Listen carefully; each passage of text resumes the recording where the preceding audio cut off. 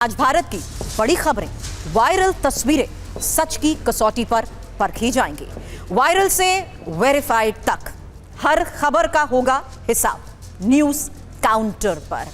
अब एक एक इंफॉर्मेशन बड़ी खबरों के साथ नितिन नवीन की नई टीम का ऐलान, जहां 65 सदस्यों की टीम में 12 महिलाएं और यूपी से 8 चेहरों को मिली है जगह। स्मृति ईरानी पहली महिला महासचिव। 7 महीने बाद नई टीम, अब 13 राष्ट्रीय उपाध्यक्ष। 65 सदस्यों की टीम में 12 महिलाएं, 6 महिलाओं को राष्ट्रीय उपाध्यक्ष बनाया गया है। 8 चेहरों को यूपी में जगह मिली है। स्मृति ईरानी पहली महिला महासचिव। नई टीम में यूपी के 8 नेताओं को भी जगह मिली है और 7 महीने बाद नई टीम 13 राष्ट्रीय। नितिन नवीन की नई टीम की एक एक इंफॉर्मेशन अब आपके सामने।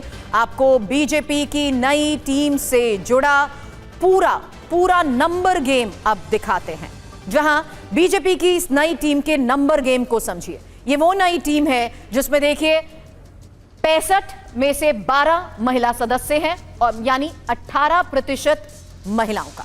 साथ ही उपाध्यक्ष की बात करें तो 13 उपाध्यक्ष, जिसमें से 6 महिला उपाध्यक्ष हैं और 46% महिलाएं।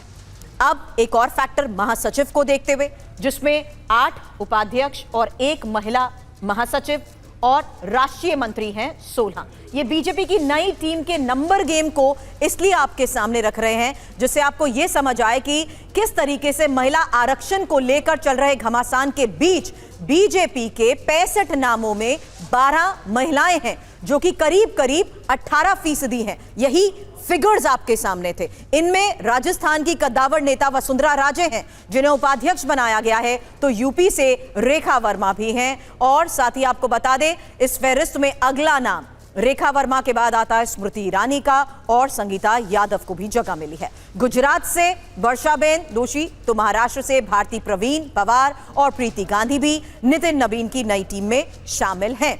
इसके साथ ही मधु चंद्रा पश्चिम बंगाल से, आंध्र से डी पुरुदेश्वरी, छत्तीसगढ़ से रूप कुमारी चौधरी और एमपी से कविता पाटीदार और नागालैंड से फ्राग्रोन कोन्यांग भी टीम में जगह मिल चुकी है। अब एक एक इंफॉर्मेशन, जहां नई और पुरानी लिस्ट को देखते हुए ये फैक्टर्स आपके सामने रख रहे हैं और राष्ट्रीय उपाध्यक्ष की इसी टीम के फिगर्स आपके सामने थे, जहां आपने देखा कि किस तरीके से उपाध्यक्ष महासचिव को लेकर फैसले हो चुके हैं, लेकिन महिला आरक्षण को लेकर चल रहे घमासान के बीच फैसला बहुत महत्वपूर्ण है, जहां बीजेपी के 65 नामों में 12 महिलाएं हैं। कितना प्रतिशत? ये करीब 18% है। इसमें राजस्थान की कद्दावर नेता वसुंधरा राजे हैं, तस्वीर और नाम आपके सामने, जिन्हें उपाध्यक्ष बनाया गया है। यूपी से रेखा वर्मा है, स्मृति ईरानी और संगीता यादव को भी जगह मिली है। जबकि गुजरात से वर्षाबेन दोषी, तो महाराष्ट्र से भारती प्रवीण पवार और प्रीति गांधी नितिन नवीन की टीम में शामिल हैं। इसी के अलावा पश्चिम बंगाल से मधु चंद्रा, आंध्र से डी पुरुदेश्वरी, छत्तीसगढ़ से रूप कुमारी चौधरी, एमपी से कविता पाटीदार और नागालैंड से फ्राग्रोन कोन्यांग टीम का हिस्सा बने हैं। अब आपको बीजेपी की इसी नई टीम में बड़े बदलाव के बारे में भी बताते हैं, क्योंकि पहले और अब में हुए बदलाव की ये इंफॉर्मेशन आपके सामने, जहां सोशल मीडिया प्रभारी पहले थे अमित मालवीय, अब दीपक महस्के। इसके अलावा कार्यालय प्रभारी अरुण सिंह पहले थे, अब तरुण चुग है, और कोषाध्यक्ष राजेश अग्रवाल की जगह अब है पीयूष गोयल।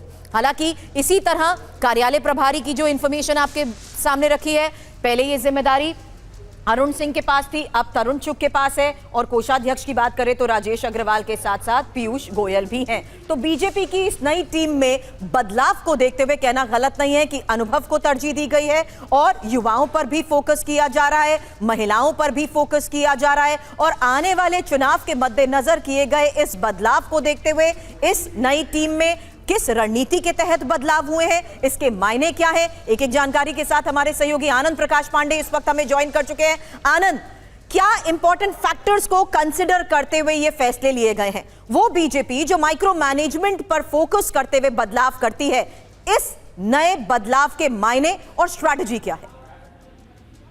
देखिए, अगर हम कुछ जो बीजेपी की आज नई टीम आई है उसके हम कुछ टेकअवेज की बात करें तो इसमें 3-4 टेकअवेज हम ले सकते हैं। पहला ये कि इसमें युवा और अनुभवी जो नेतृत्व है उसको इसमें संतुलन बनाने की कोशिश की गई है।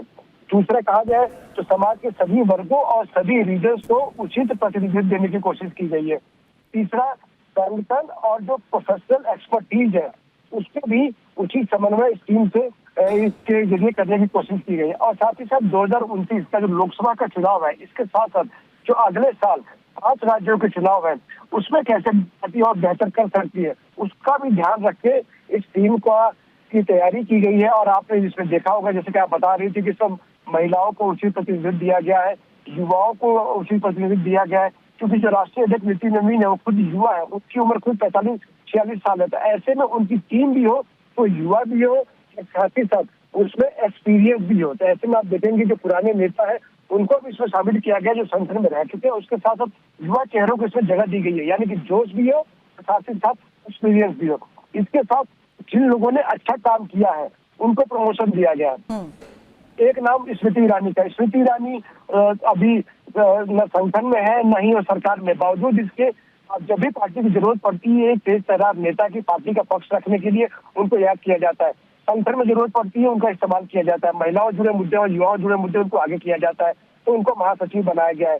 पिछली टीम की बात करें तो पिछली टीम की उसमें कोई भी महिला महासचिव नहीं थी, लेकिन अभी स्मृति ईरानी को उसमें महासचिव के तौर पर शामिल किया गया है। इसके साथ साथ हरीश द्विवेदी अभी वो असम के प्रभारी हैं, बिहार के वो प्रभारी सचिव रह चुके हैं, अभी उनको राजस्थान में जो लोकल बॉडी चुनाव है उसका प्रभारी बनाया गया। तो ऐसे में जिन्होंने परफॉर्म किया संगठन में उसको पार्टी ने आगे बढ़ाया, उनको महासचिव। आनंद, एक शॉर्ट रिस्पॉन्स आपने बताया, महिला प्रतिनिधित्व पर फोकस किया गया, युवा चेहरों की एंट्री हुई है, लेकिन जिस सोशल इंजीनियरिंग के जरिए कोर वोट के साथ जुड़ने का क्या एक बैलेंस इस टीम के जरिए नजर आ रहा है? जी बिल्कुल, अगर हम इस टीम की बात करें तो इसमें जो आदिवासी समाज को उचित प्रतिनिधित्व दिया गया है और साथ ही साथ जो महिलाओं की आपने बात की और जो वंचित समाज के लोगों को इसमें शामिल किया गया। और रही बात कोर की, तो बीजेपी के जो कोर वोटर वर्ग है उनको तो इसमें प्रतिनिधित्व दिया ही गया है। बीजेपी दरअसल इस टीम के जरिए एक समावेशी मैसेज देने की कोशिश है कि जो ये टीम है, आप ये मान के चलिए कि यही टीम, हालांकि नितिन नवीन के अध्यक्ष बनने के 8 महीने के बाद ये जिनको ये टीम आई है, लेकिन जो 8 महीने की ये देरी हुई है इसका असर जो है आपको तुरंत दिखेगा। बताया जा रहा है कि इसी हफ्ते, यानी कि टीम का ऐलान आज हो गया, इसी हफ्ते में इस जो नई टीम है इसकी बैठक भी होगी। लगभग यही टीम अगले 4 से 5 सालों तक काम करेगी। हम इसलिए कह रहे हैं क्योंकि 2029 में जो हालांकि 3 साल का टर्म जो पूरा हो जाएगा नितिन नवीन का, लेकिन चुनावी साल रहेगा तो उनको एक्सटेंशन बताया जा रहा है कि उनको एक्सटेंशन मिलेगा।